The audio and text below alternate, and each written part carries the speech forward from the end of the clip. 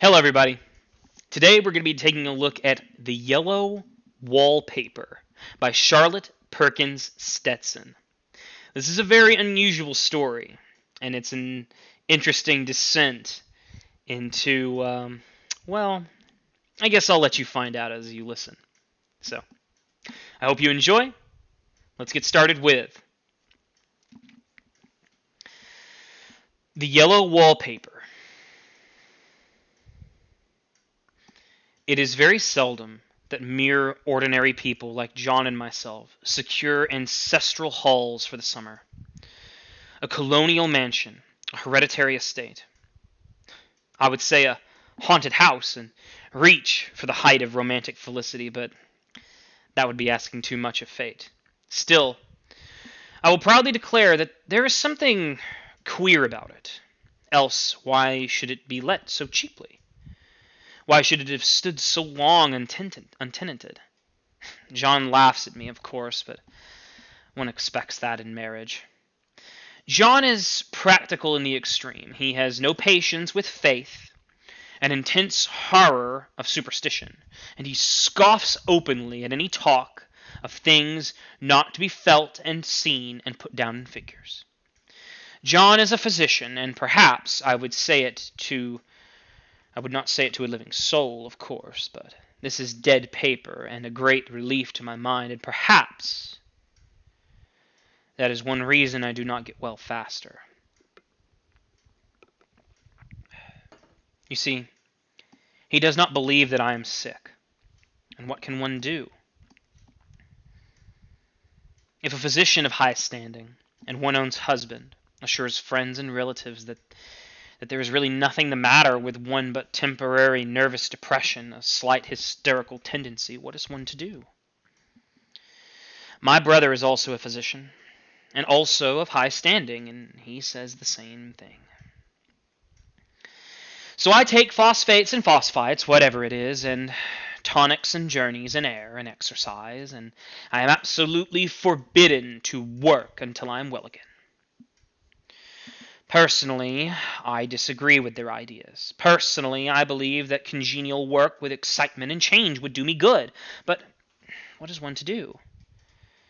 I did write for a while, in spite of them, but it does exhaust me a good deal, having to be so sly about it, or else meet with heavy opposition. I sometimes fancy that in my condition, if I had less opposition and more society and stimulus, but John says the very worst thing I can do is think about my condition, and I confess it always makes me feel bad. So I will let it alone and talk about the house. It's the most beautiful place. It's quite alone, standing well back from the road, quite 3 miles from the village. It makes me think of English places that you read about, for there are hedges and walls and gates that lock, and lots of separate little houses for the gardeners and people.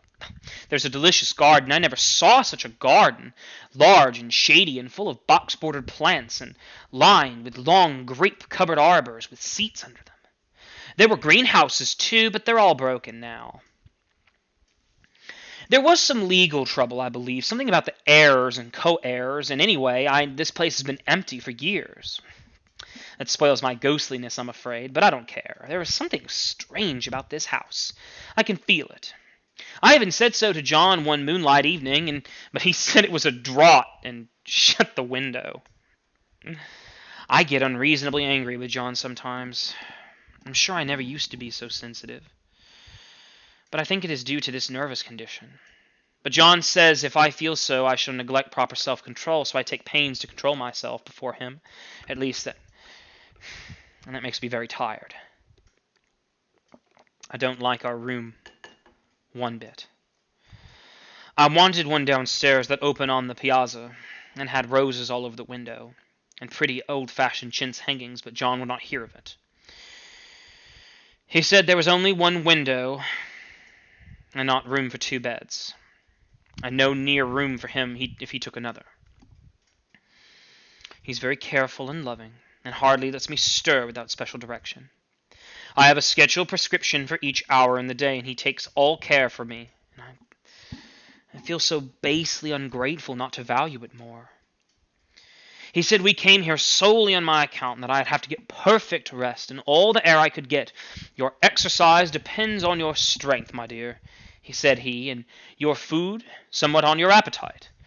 But air you can absorb all the time. So we took the nursery at the top of the house. It's a big airy room, the whole floor nearly with windows that look all ways and air and sunshine galore. It was the nursery first, and the playroom, and then gymnasium, I should judge, for the windows are barred for little children, and there are rings and things on the walls. The paint and paper look as if a boys' school had used it. It's stripped off, the paper, and in great patches all around the head of my bed, about as far as I could reach, and in a great place on the other side of the room. I never saw a worse paper in my life. One of those sprawling, flamboyant patterns committing every artistic sin. It is dull enough to confuse the eye in following, and pronounced enough to constantly irritate and provoke study. And when you follow the lame, uncertain curves for a little distance, they suddenly commit suicide, plunge off at the outrageous angles, destroy themselves in the unheard-of contradictions. The color is repellent, almost revolting, a smoldering, unclean yellow, strangely faded by the slow-turning sunlight. It's a dull, yet lurid orange in some places, and a sickly sulphur tint in others. No wonder the children hated it. I should hate it myself if I should have to live in this room long. There comes John. I must put this away. He hates to have me write a word.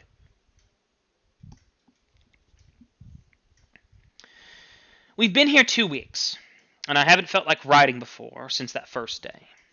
I'm sitting by the nursery window now, up in this atrocious nursery, and there is nothing to hinder my writing as much pleased as save a lack of strength.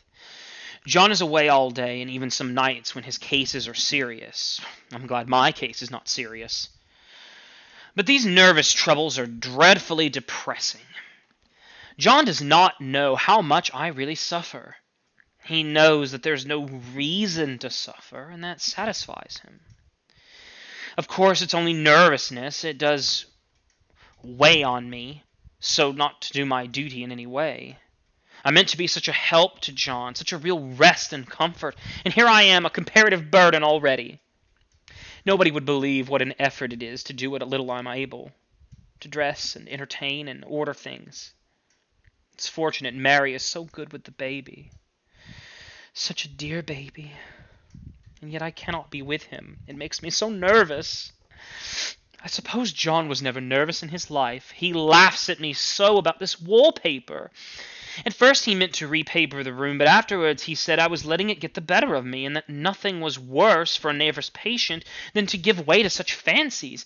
He said that after the wallpaper was changed, it'd be the heavy bedstead, and then the barred windows, and then the gate at the head of the stairs, and so on. You know the place is doing you good, he said. And really, dear, I don't care to renovate the house just for a 3 months' rental. Then do let us go downstairs, I said. There's such pretty rooms there. Then he took me in his arms and called me a blessed little goose, and said he would go down cellar if I wished, and I'd have it whitewashed into the bargain. He's right enough about the beds and windows and things. It's an airy, comfortable room, as anyone need wish, and of course I would not be so silly as to make him uncomfortable just for a whim. I'm really getting quite fond of the big room, all but that horrid wallpaper. Out of one window I can see the garden, those mysterious deep-shaded arbors, the rigorous old-fashioned flowers, the bushes and gnarly trees. Out of another I get a lovely view of the bay and a little private wharf belonging to the estate. There's a beautiful shaded lane that runs down from the house. I always fancy I see people walking in these numerous paths and arbors. But John has cautioned me not to give way to fancy in the least. He says that with my imaginative power and my habit of story-making, a nervous weakness like mine is sure to lead, well, to all manner of excited fancies, and that I ought to use my will and good sense to check the tendency. So I try. I think sometimes that if I was only well enough to write a little, it would relieve the press of ideas and rest me. But I find I get pretty tired when I try. It's so discouraging not to have any advice and companionship about my work. When I get really well, John says we'll ask Cousin Henry and Julia down for a long visit. But he says he would soon as put fireworks in my pillowcase to let me have those stimulating people about me now. I wish I could get well faster. But I must not think about that. This paper looks at me as if it knew what vicious influence it had. There's this recurrent spot where the pattern lolls like a broken neck, and two bulbous eyes stare at you upside down. I get positively angry with the impertinence of it and the everlastingness. Up and down and sideways they crawl, and those absurd, unblinking eyes are everywhere. There's one place where two breaths don't match, and the eyes go all up and down the line, one a little higher than the other. I never saw so much expression in an inanimate thing before. We all know how much expression they have. I used to lie awake as a child and get more entertainment and terror out of the blank walls and plain furniture than most children could find at a toy store. I remember what a kindly wink the knobs of our big old bureau used to have. And there was one chair that always seemed like a strong friend. I used to feel that if any of the other things looked too fierce, I could always hop into that chair and be safe. The furniture in this room is no worse than inharmonious. However, for we had to bring it all from downstairs, I suppose when this was used as a playroom, they had to take the nursery things out. No wonder. I never saw such ravages the children have made here. The wallpaper, I said, is torn off in spots, and it sticketh closer than a brother. They must have had perseverance as well as hatred. Then the floor is scratched and gouged and splinter, and the plaster itself is dug out here and there, and this great heavy bed, which is all we found in the room, looks as though it had been through wars. But I don't mind it one bit. Only the paper. There comes John's sister. Such a dear girl she is, and so careful of me. I must not let her find me writing. She is perfect and enthusiastic housekeeper, and hopes for no better profession. I verily thinks that is the writing that made me sick. But I can write when she is out, and I have seen her a long way off from these windows. There is one that commands the road, a lovely shaded winding road, and that looks just off in the country. A lovely country, too, full of great elms and velvet meadows. But this wallpaper has a kind of sub-pattern in a different shade, a particularly irritating one, for you can only see it in certain lights, and not clearly then, but in the places where it isn't faded, and where the sun is just so... I can see a strange, provoking, formless sort of figure that seems to skulk about behind that silly and conspicuous front design. Oh, there's the sister on the stairs. Well, the 4th of July is over. The people are all gone, and I am tired out. John thought it might do me good to see a little company, so we just had Mother and Nellie and the children down for a week. Of course, I didn't do a thing. Jenny sees to everything now. But it is tired of me all the same. John says if I don't pick up well faster, he shall send me to Weir Mitchell in the fall, but I don't want to go there at all. I had a friend who was in his hands once, and she says he's just like John and my brother, only more so. Besides, it is such an undertaking to go so far. I don't feel as if it was worth while to turn my hand over for anything.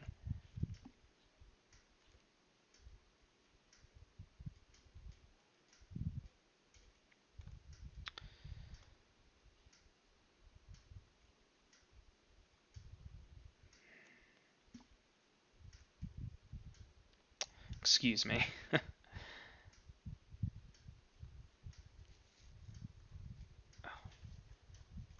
There we go. Apologies.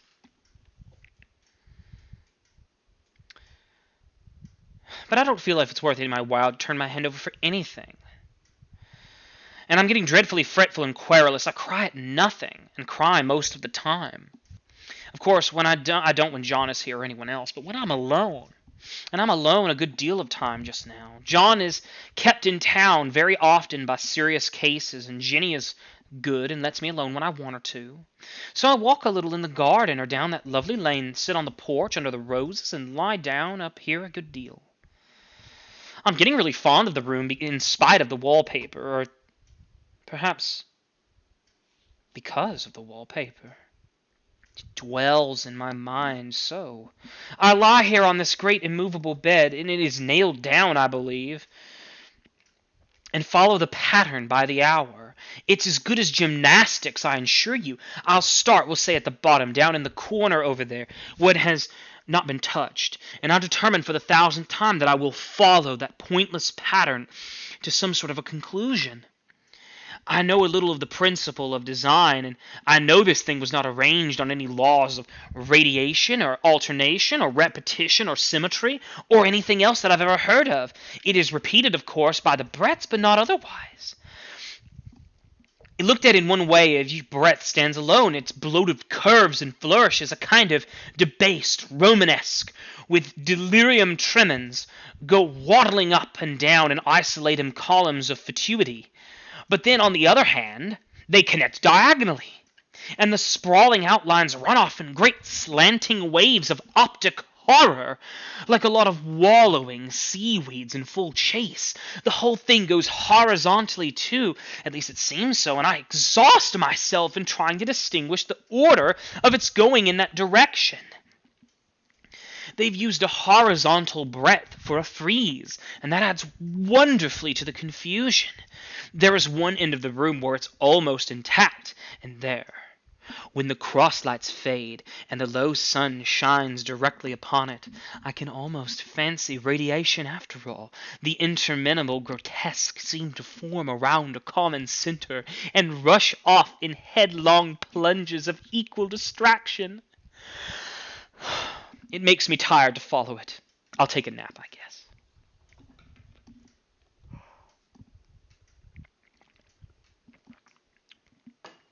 I don't know why I should write this. I don't want to. I don't feel able. And I know John would think of it tonics and things and say nothing of ale and wine and rare meat. Dear John, he loves me very deeply and hates to have me sick. I tried to have a real earnest, reasonable talk with him the other day and tell him how I wish he would let me go and make a visit to Cousin Henry and Julia, but he said I wasn't able to go, nor able to stand it after I got there. And I did not make out a very good case for myself, and I was crying before I had finished. It's getting to be a great effort for me to think straight, just in this nervous weakness, I suppose. And dear John gathered me up in his arms and just carried me upstairs and laid me on the bed, sat by me and read to me until it tired my head. He said I was his darling, and his comfort and all he had, and that I must take care of myself for his sake and keep well. He says no one but myself can help me out of it, that I must use my will and self-control and not let these silly fancies run away with me. There's one comfort. The baby is well and happy, and does not have to occupy this nursery with the horrible wallpaper. If we had not used it, that blessed child would have... What a fortunate escape. Why, I wouldn't have a child of mine, an impressionable little thing, live in such a room for worlds. I never thought of it before, but it's lucky that John kept me here after all. I can stand it so much easier than a baby, you see. Of course, I never mention it to them any more. I'm too wise. I keep watch of it all the same. You see, there are things in that paper which nobody knows but me or ever will. Behind that outside pattern, the dim shapes get clearer every day. It is always the same shape, only very numerous, and it's like a woman stooping down and creeping about behind the pattern. I don't like it a bit. I begin to think, I wish that John would take me away from here. It's so hard to talk with John about my case, because he's so wise and because he loves me so. But I tried last night.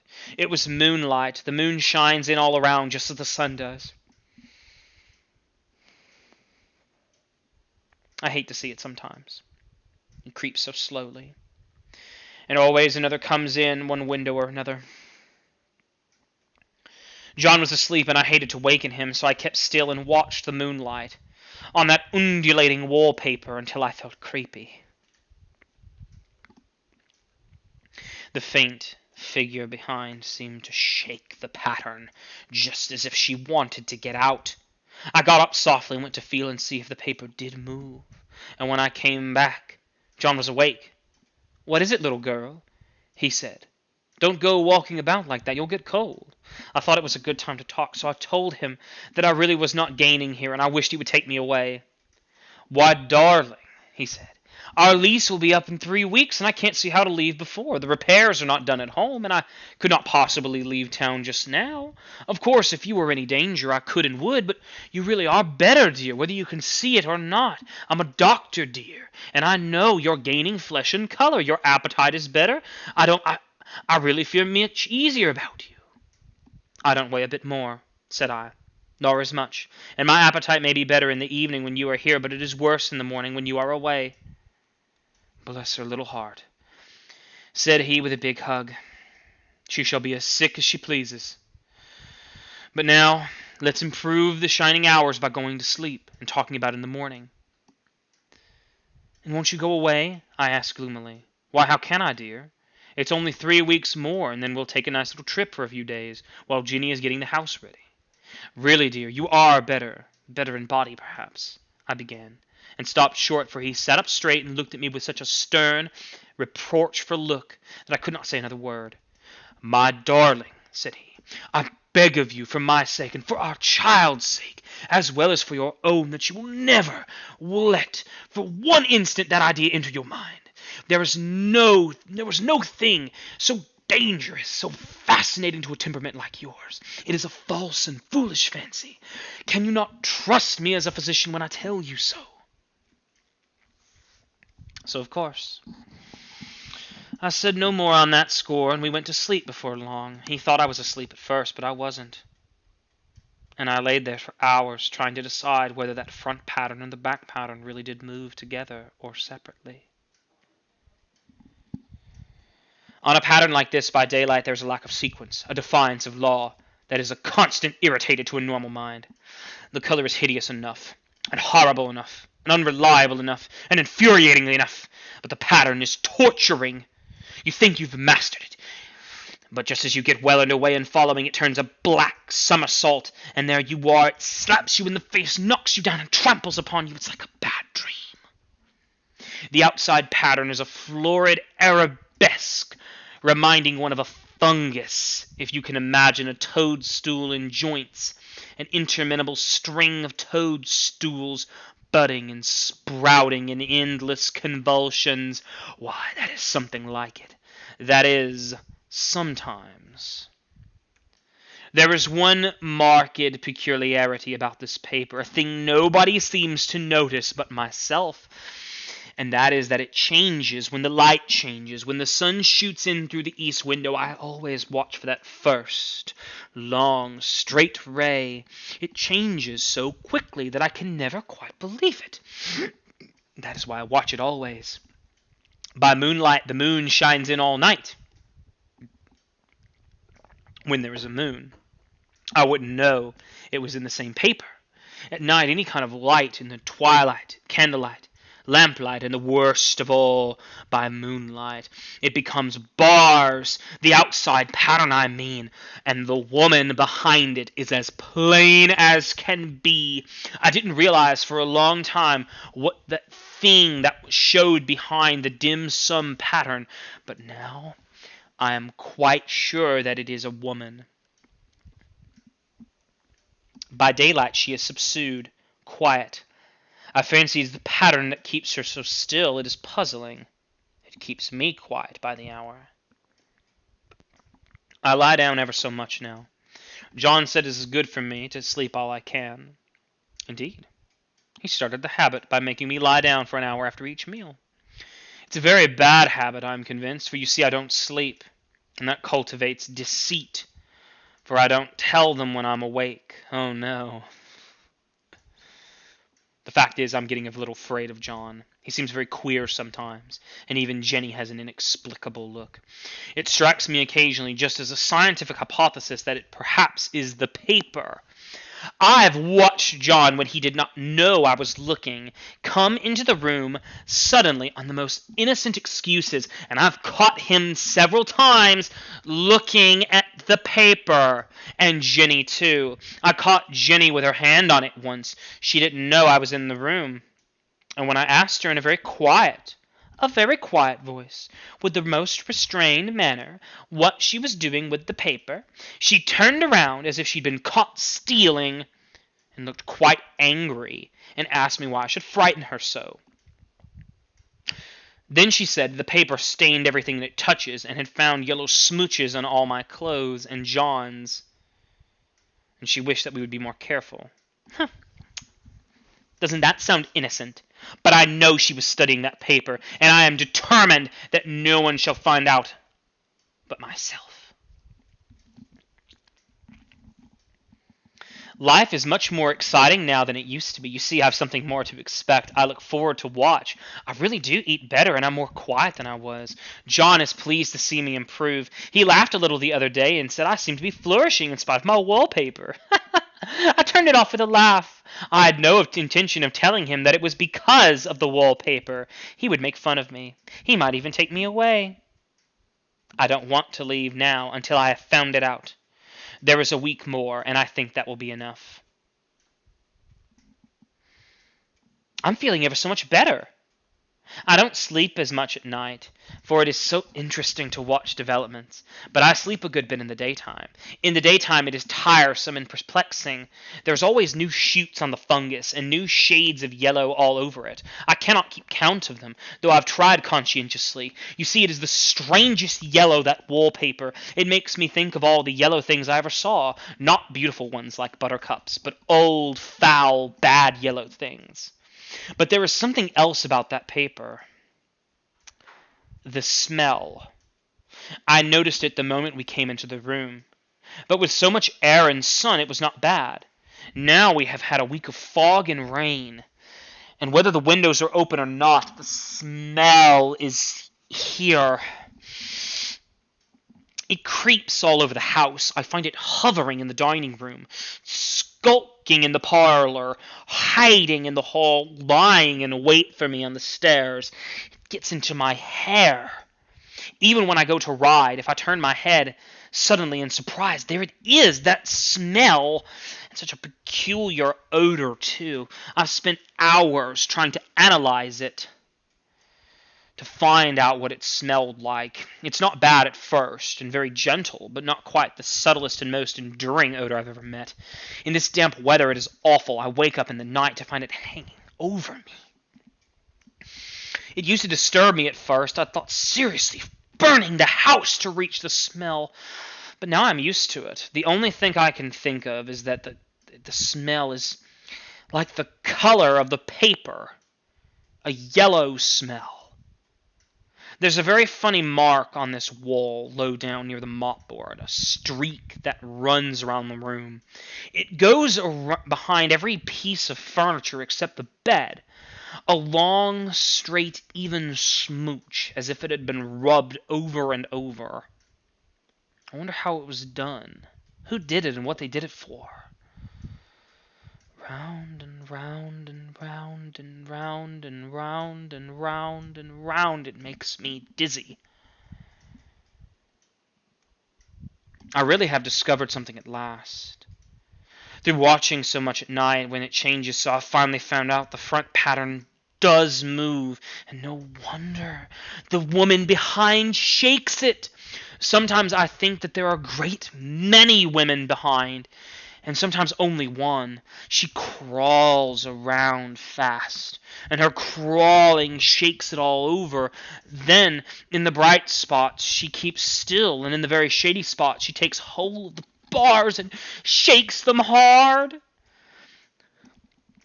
And she is all the time trying to climb through. But nobody could climb through that pattern. It strangles so. I think that's why it has so many heads.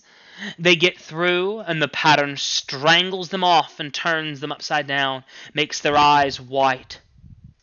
If those heads were covered or taken off, it would not be so half bad. I think the woman gets out in the daytime. And I'll tell you why, privately. I've seen her. I've seen her out of every one of my windows. It's the same woman. I know, for she's always creeping, and most women do not creep by daylight. I see her in that long shaded lane, creeping up and down. I see her in the dark grape arbors, creeping all around the garden. I see her in the long road under the trees, creeping along. And when the carriage comes, she hides under the blackberry vines. I don't blame her one bit. It must be very humiliating to be caught creeping by daylight. I always lock the door when I creep by daylight. I can't do it at night, for I know John would suspect something at once. John is so queer now. I don't want to irritate him. I wish that he would take another room. Besides, I don't want anybody to get that woman out at night but myself. I often wonder if I could see her out of all the windows at once. But turn as fast as I can, and I could only see her at one at a time. And though I always see her, she may be able to creep faster than I could turn. I've watched her sometimes away, off in the open country, creeping as fast as a cloud shadow in a high wind. If only that top pattern could be gotten off from under the under one. I mean to try it little by little. I've found out another funny thing, but I shan't tell it this time. It does not do to trust people too much. There are only 2 more days to get this paper off, and I believe John is beginning to notice. I don't like the look in his eyes. I've heard him ask Jenny a lot of professional questions about me. She had a very good report to give. She said I slept a good deal in the daytime. John knows I don't sleep very well at night, for I'm so quiet. He asked me all sorts of questions, too. He pretended to be very loving and kind, as if I couldn't see through him. Still, I don't wonder he acts so, sleeping under this paper for 3 months.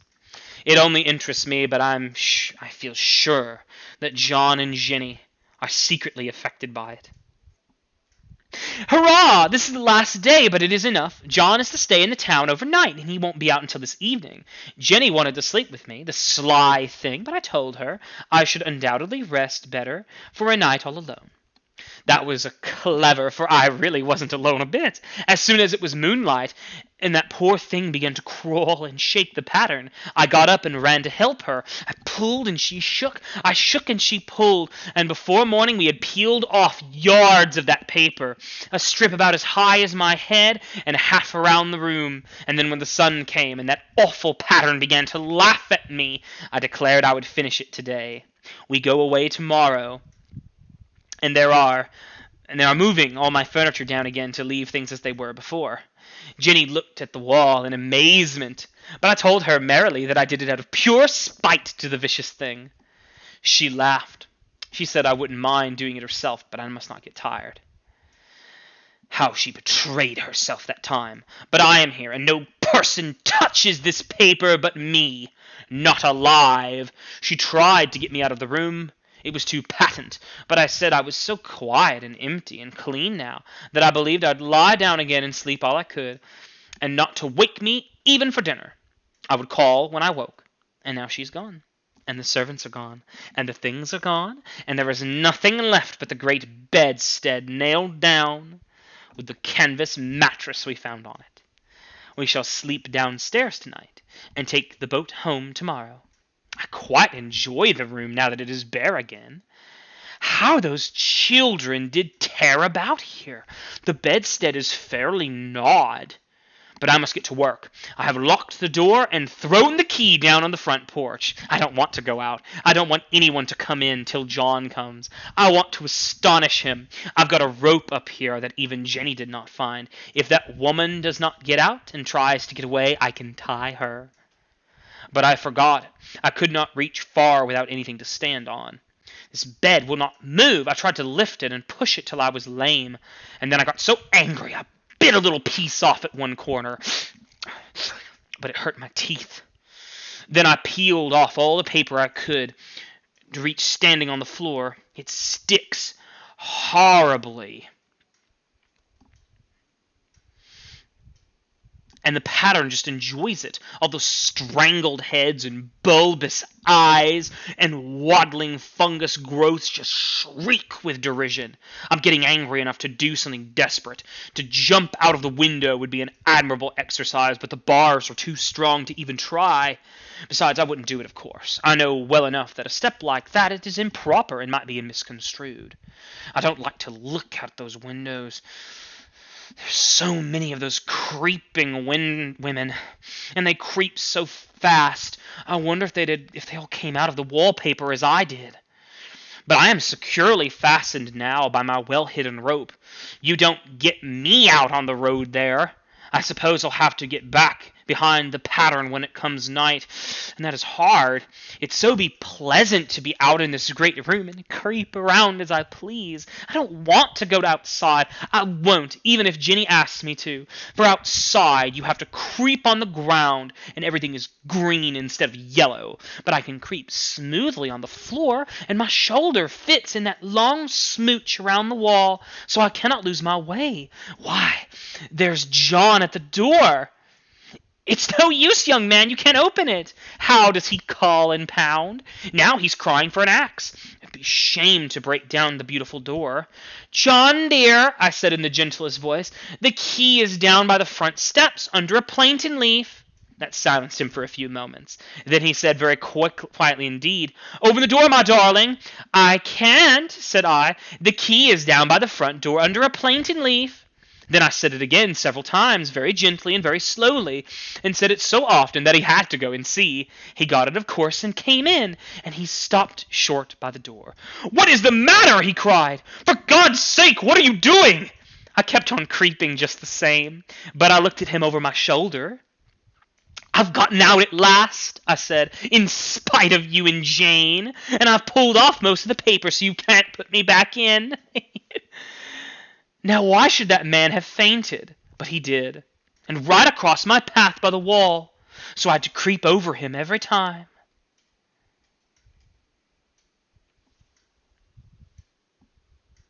So that concludes the yellow wallpaper. A very strange story indeed. Well, some questions for you to think about as you kind of process the story. What do you think was troubling the woman? The main character of the story, it is said that she's sick. What could she have been sick with? What was the room that she was staying in? The room with the yellow wallpaper. What was it originally? Use some of the clues, such as the bars on the window, the nailed-down bed, the gnawed wood on the bed, as well as the gate by the door of upstairs. What was the purpose of that room? Now you may be wondering, what was the deal with the yellow wallpaper? Well, what effect did it ultimately have on the woman? What did she start thinking? By the end of the story, who did she think she was? Why? Anyway, I hope you enjoyed the story. I'll see you next time.